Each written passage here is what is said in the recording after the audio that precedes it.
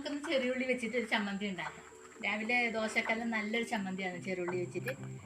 ഇത് അമ്മിയിലുണ്ടെങ്കിൽ അമ്മിയിലിട്ട് ഒന്ന് ഉടച്ചെടുക്കാം, അല്ലെങ്കിൽ മിക്സിയിലിട്ടിട്ട് ഒന്ന് കറക്കി എടുത്തിട്ട് വരാം.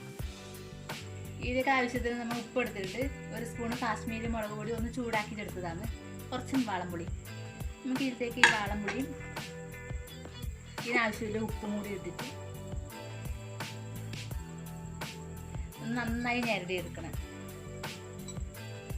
ഞെരടി ഇതിൻ്റെ ജ്യൂസെല്ലാം വരുന്ന രീതിയിലേക്ക്, അതായത് നല്ല ഞെരടി നല്ല ജ്യൂസെല്ലാം ഉള്ളിയും പുളിയും ഉപ്പും എല്ലാം ആയിട്ട് നല്ല ജ്യൂസായിട്ടുണ്ട്.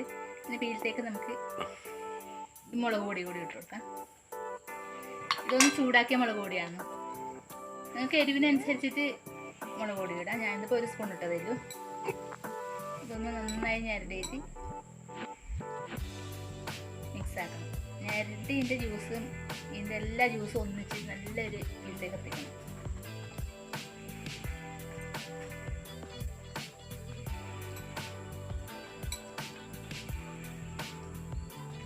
നമ്മളെ ചമ്മന്തിയിലേക്ക് നമുക്ക് ലേശം കറിവേപ്പില വറുത്തിട്ട് കൊടുക്കാം. ചട്ടി ചൂടായിട്ടുണ്ടാവണം. ഇതിലേക്ക് കടുകൊന്നും വേണ്ട, നമുക്ക് കറിവേപ്പില മാത്രം പൊടിച്ചിട്ട് കൊടുക്കാം.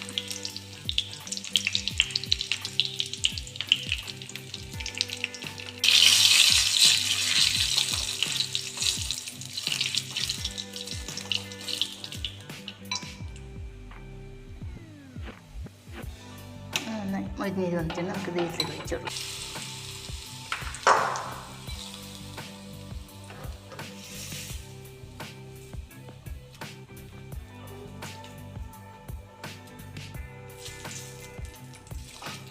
ഇതാദ്യം ഒന്ന് മിക്സ് ചെയ്ത് കൊടുക്കാം. എന്ത് രസമുണ്ട്, കാണുമ്പോൾ തന്നെ വായിൽ വെള്ളം ഓടുന്നു.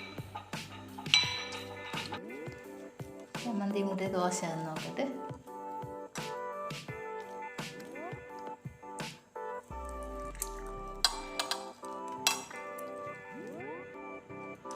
സൂപ്പർ.